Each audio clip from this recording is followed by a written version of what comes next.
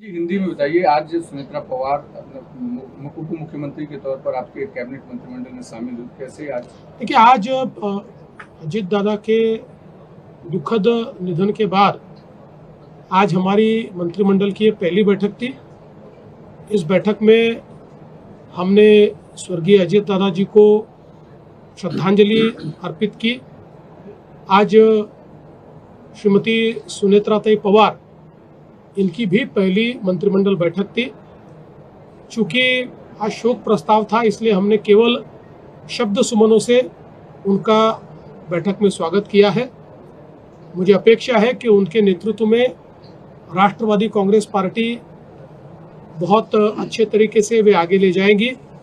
अजीत दादा ने जिस प्रकार का नेतृत्व दिया, उसी प्रकार का नेतृत्व देने का वो प्रयास करेगी। कल संपन्न हुए चुनाव में भी उनकी पार्टी को बहुत अच्छा यश मिला है। इसी यश को वो आगे भी कायम रखेंगे, ऐसी मेरी अपेक्षा है। तीसरी मुंबई को लेकर के एक महत्वपूर्ण आप लोगों ने फैसला लिया है, साथ ही साथ पुणे की पुरंदर में एयरपोर्ट बनाने को लेकर भी जमीन अधिग्रहण को लेकर फैसला लिया। देखिए, हम लगातार तीसरी मुंबई बनाने का प्रयास कर रहे हैं, क्योंकि अटल सेतु के कारण मुंबई और नई मुंबई ये जुड़ गया है और एक बहुत बड़ा एरिया अब मुंबई को डीकंजेस्ट करने के लिए, नए बिजनेस डिस्ट्रिक्ट बनाने के लिए, फ्रंटियर टेक्नोलॉजीज के लिए और एक प्रकार से सभी प्रकार के अर्बनाइजेशन को अकोमोडेट करने के लिए हमको प्राप्त हो रहा है। उसका नियोजन हम लोग कर रहे हैं। उसी नियोजन के तहत MMRDA को अटल सेतु के पास करीब 200 स्क्वायर किलोमीटर की जगह ये हम लोगों ने दी थी।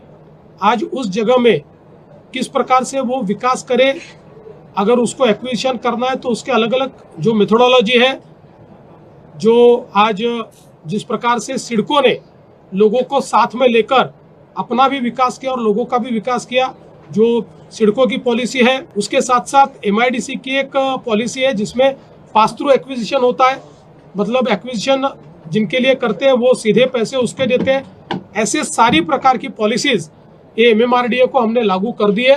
तो बड़ी तेजी के साथ MMRDA इस क्षेत्र में जो तीसरी मुंबई का काम है वो कर पाएगा। पुरंदर में जो नया एयरपोर्ट हम बनाने वाले हैं, उस एयरपोर्ट के जमीन अधिग्रहण को हम लोगों ने आज मान्यता दी है। उसमें करीब उसके लिए जो पैसा लगता है वो खड़ा करने के लिए भी हम लोगों ने आज मान्यता दे दी है। हमको अपेक्षा है कि जून फर्स्ट वीक तक हम लोग इस जमीन का अधिग्रहण कर पाएंगे, क्योंकि हम लोगों ने जब वहाँ के जमीन मालिकों से, किसानों से बातचीत की तो करीब 96% किसानों ने अभी अपने तरफ से उसके बारे में कंसेंट दिया है। तो मुझे लगता है कि बहुत फास्ट एक्विजिशन हो जाएगा।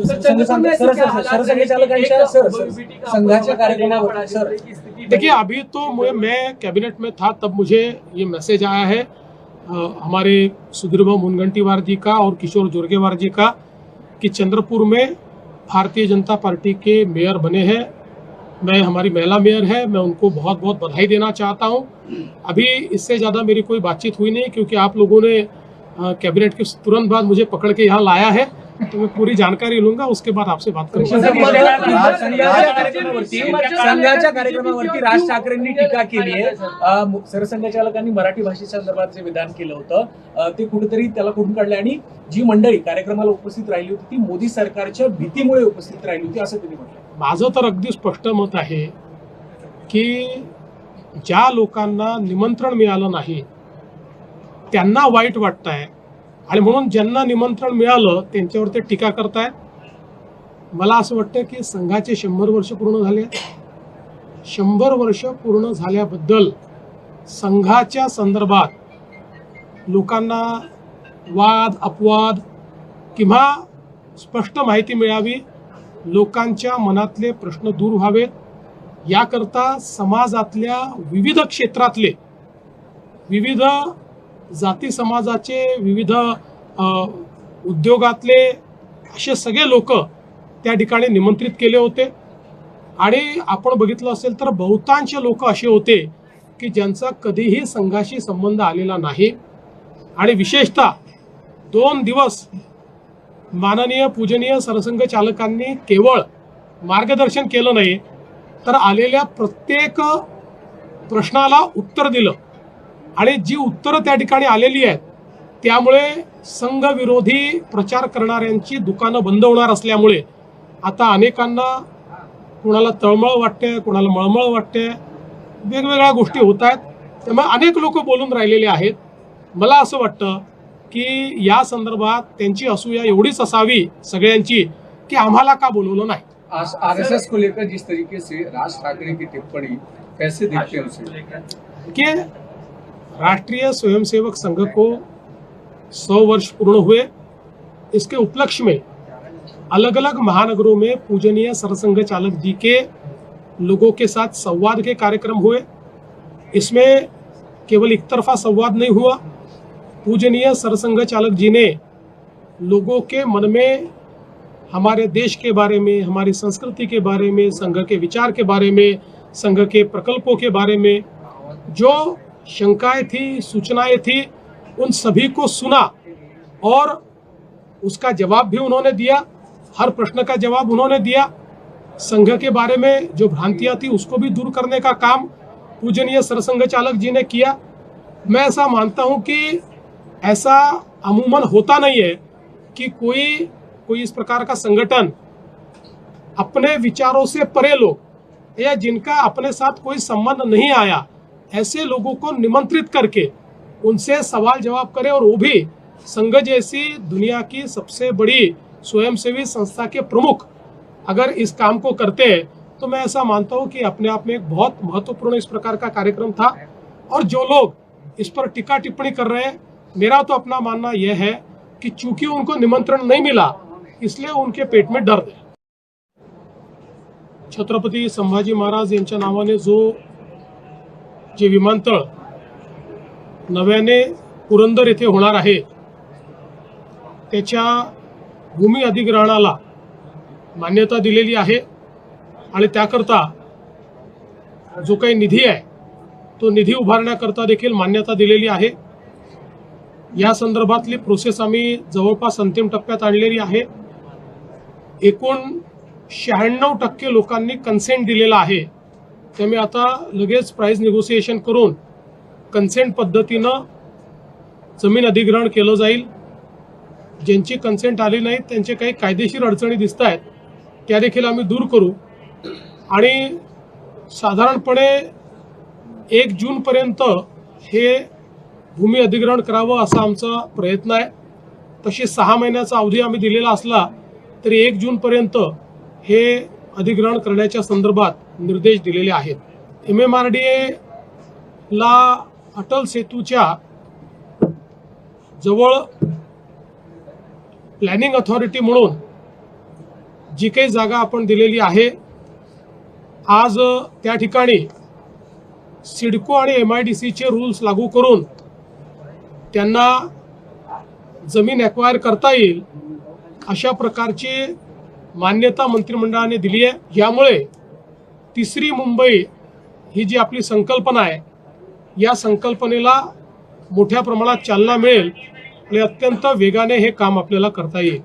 आज जलसंपदा विभागातही अतिशय महत्त्वाचा निर्णय आम्ही घेतलेला आहे आणि जवळपास त्या ठिकाणी 40 प्रकल्प आणि 100 कॅनॉल्स हे पूर्ण करण्याकरता आपण 15,000 कोटी रुपये हे नाबार्डच्या माध्यमातून दीर्घ मुदतीचं कर्ज घेण्याकरता मान्यता दिली आहे. जे प्रकल्प आपण घेतलेले आहेत हे सगळे असे प्रकल्प आहेत की जे पुढच्या 1 ते 2 वर्षात पूर्ण होऊ शकतात, ज्यांचं अंतिम टप्प्याचं काम बाकी आहे. आणि हे सगळे कॅनॉल्स आहेत की ज्याची एफिशियन्सी संपलेली आहे, त्याला नव्याने लाइनिंग करण्यात येणार असून आणि त्याचं अद्ययावतीकरण आपण करणार आहोत. हे जे काही आपण जे प्रकल्प पूर्ण करणार आहोत याच्यामुळे 3.5 लाख हेक्टर जमीन ही त्या ठिकाणी सिंचनाखाली येईल आणि जवळपास या कॅनल्समुळे 4.5 लाख एकर, तिकडे 3.5 लाख हेक्टर नाही 3.5 लाख एकर आणि इकडे 4.5 लाख एकर अशी 8 लाख एकर जमीन ही ओलिताखाली येईल. अशा प्रकारच्या या प्रकल्पाला आज मान्यता देण्यात आलेली आहे. हा जो तुम्ही जलसंपदा सांगितला त्याचा बेनिफिट कुठल्या कुठल्या रिजनसाठी बहुतेक आहे? हे सगळ्या रिजनला याचा फायदा होणार आहे. सगळ्या रिजन मधले अपूर्ण प्रकल्प हे याच्यामध्ये घेतलेले आहेत आणि सगळ्या रिजन मधले जे कॅनल्स आहेत ते कॅनल्स याच्यामध्ये घेतलेले आहेत. या संदर्भात एक मोठा अभ्यास हा मित्राच्या माध्यमातून आपण केला होता आणि एफिशियन्सी वाढवण्याच्या दृष्टीने, कारण आपल्याला माहिती आहे की 8 लाख एकर आपल्याला जर अन्यथा नव्याने इरिगेशन तयार करायचं असेल तर त्याचा खर्च हा किमान 1 लाख कोटी रुपये आहे, पण 15,000 कोटी रुपयांमध्ये आपण ते अचीव करू शकणार आहोत. एफिशियन्सी आपण वाढवतो. सर, आज तुमचे नवीन सहकारी म्हणून विषय झाला होता चंद्रपूरच्या संदर्भामध्ये की नेमकं काय झालं ऍक्च्युअली? नाही, मला आता एवढीच माहिती आहे की चंद्रपूरमध्ये भारतीय जनता पक्षाचे महापौर झालेले आहेत. महापौरांना माझ्या मनपूर्वक शुभेच्छा आहेत. आता त्या ठिकाणी काय अलायन्सेस आहेत, ते कुठल्या पद्धतीने केलेले आहेत याची माहिती मी आपल्याला यानंतर घेईन, त्यावेळेस देईन. देवेंद्र सर, जी, आज हिंदी तुमच्यासोबत नवीन सहकारी सुरेंद्र पवार दाखल झालेले आहेत. विलिनीकरण सुद्धा राष्ट्रवादी चर्चा सुरू आहे. काही बघा, आज पहिल्यांदा तर मंत्रिमंडळाची अजितदादांच्या दुःखद निधनानंतर पहिली बैठक असल्यामुळे आज त्यांचा शोक प्रस्ताव आम्ही त्या ठिकाणी मंत्रिमंडळाने मान्य केलेला आहे. आज सुनेत्राताई पवार यांची पहिली मंत्रिमंडळ बैठक होती, पण दुखवटा असल्यामुळे आम्ही केवळ शब्दसुमनाने औपचारिक त्यांचं स्वागत केलेलं आहे आणि मला विश्वास आहे की त्यांच्या नेतृत्वामध्ये राष्ट्रवादी काँग्रेस पक्ष कालच्याही निवडणुकीत अतिशय चांगला परफॉर्मन्स त्यांचा राहिलेला आहे आणि भविष्यातही चांगल्या पद्धतीने काम करेल. बाकी विलिनीकरणाचे वगैरे जे विषय आहेत ते त्यांच्या पक्षाचे विषय आहेत, त्या विषयात मी बोलणं योग्य होणार नाही. त्यांचा पक्ष त्या संदर्भात बोलेल. देवेंद्र जी, आज हिंदी में बताइए कि आज कैबिनेट भाजपला विचारल्याशिवाय हा विलीकरण होणार नाही. तर ती वेळच आलेली नाही ना. जेव्हा वेळ येईल ते जर आम्हाला अधिकृतरित्या येऊन सांगतील की आमचं काही ठरलं आहे तर त्यावेळेस याच्यावर मी प्रतिक्रिया दिली पाहिजे. रोज पतंगी उडवायच्या कशा करता? देवेंद्र जी, हिंदी में आज सर मराठी फक्त एक सर वहाँ पर ठाणे आणि ठाण्यामध्ये 2 मेट्रो प्रकल्प ऑलरेडी तयार झालेले आहेत. त्याचं उद्घाटन कधी सरांना अपेक्षित आहे? कारण की लोकांना नाही, आता काय आहे की त्याचं अंतिम सर्टिफिकेट हे कधी येईल आणि ते सर्टिफिकेट आल्याबरोबर आम्ही त्याचं उद्घाटन करू. देवेंद्र जी, हिंदी